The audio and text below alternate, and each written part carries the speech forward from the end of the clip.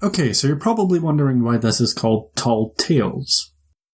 Well, I'm tall. Now, obviously, I can't exactly pass comment on this because I'm not a biologist and I was never particularly good at biology in high school, but somehow in a family of 6 people, I wound up being the only one who was over 6 feet tall. My father has claimed that he used to be taller than me, but by gaining weight, his spine curved inwards and now for some reason he's much shorter. Which, I mean, even if it is true, I don't understand why you would brag about that. You know, like those guys that are really overweight now and are in their 40s, but they bragged about going to the gym in their 20s? I'm not judging, I just don't understand that. Where was I going with this again? Oh, right. I'm actually not sure if I'm 6'2" or 6'3" inches tall. I only know it's in that bracket somewhere, but whenever I get measured, it's kind of unreliable. Usually it's by one of those friends that gets really curious and grabs a tape measure and decides that they're going to do that thing where they stick you against a wall and measure your height like you're 8 years old. It's never under 6'2", and I flat out refuse to believe that it's over 6'3", so I'm going to go ahead and say that I'm somewhere in that range, but I don't have any idea where it might be.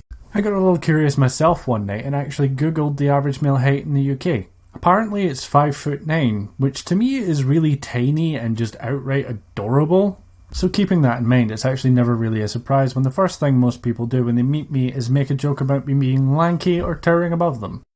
Sometimes they even go as far as to say that my height intimidates them, which if you'd met me, you would know is insane. As much as my accent might suggest otherwise. The comments about my height started when I was around 14 or so. It started with family, as things like this often do, and eventually spread to my friends. When I finally reached the height that I am right now, I noticed that I couldn't start a conversation with someone new without my height coming up at least once. Funnily enough, that's one of the only areas of crossover between short and tall people. We all get comments. It's kind of a bonding experience.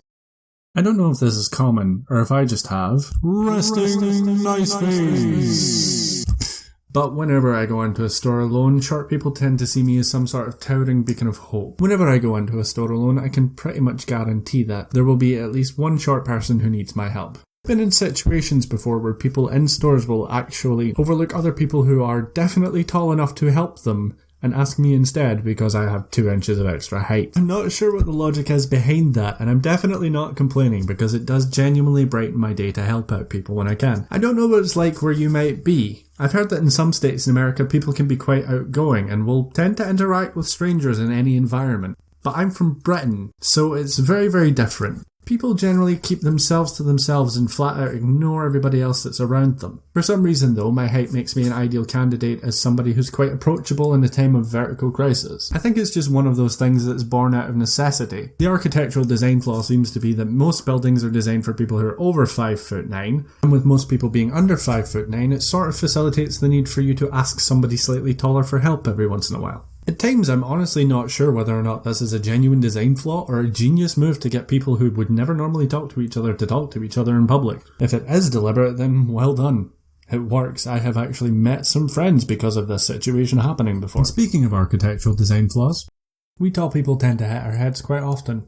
I know I can't speak for everyone here, but I can definitely speak from my own experience and say that it doesn't matter if it's a low-hanging light fixture, a low ceiling on a bus or a train, the new upstairs seating area in my local Starbucks, or just flat out anything with a mind your head sign. I can guarantee that if there is something in a building that I can hit my head off of, I will hit my head off of it sooner or later. In all honesty, I would not even complain about this, but I've definitely done damage once or twice. Sharing umbrellas is definitely another problem. If you've ever had to share an umbrella with somebody with a significant height difference, you know where I'm going with this. If you give it to the taller person involved, chances are the shorter person will end up spending the entire time getting pelted with rain and there's no point in them even having the umbrella in the first place. And if you give it to the shorter person, the tall person ends up spending most of the time getting hit in the face.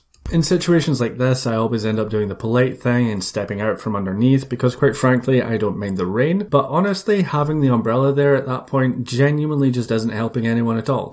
There are a lot of other issues as well. Hugging at times can be a massive strain on my back. If I ever have to carry a short friend, they will complain that I give them vertigo. People seeing things at my eye level quite often make jokes about the floor being really far down. Of course, being naturally heavier, swimming is very difficult and likely to result in a premature death.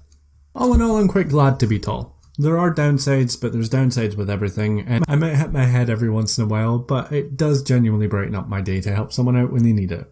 So, swings and roundabouts. I just want to say congratulations to anyone who actually made it through this. My voice is bad enough at the best of times. When reading from a script, it's far worse. I made quite a few mistakes when I was animating this episode. I did things a bit out of order. I went script, then storyboard, then animating the cutaways, and then finally finalising the animation and lip syncing, which means there were a lot of animations that didn't fit in well with the timing of the actual audio, and quite a few that wound up being cut because there was absolutely no way to put them into the timeline of the actual video and have it make sense. From now on, I think I'm going to do script, audio, storyboard, and then animation. Hopefully that fixes up all the syncing issues. There were that many scenes that I had to cut out that I might even have to do an outtakes episode just to get use out of some of these. That being said, I have absolutely no idea where the channel is going. I'm just trying to teach myself something new, so if you want to stick around, go for it. If you don't, don't. It's your call. Please.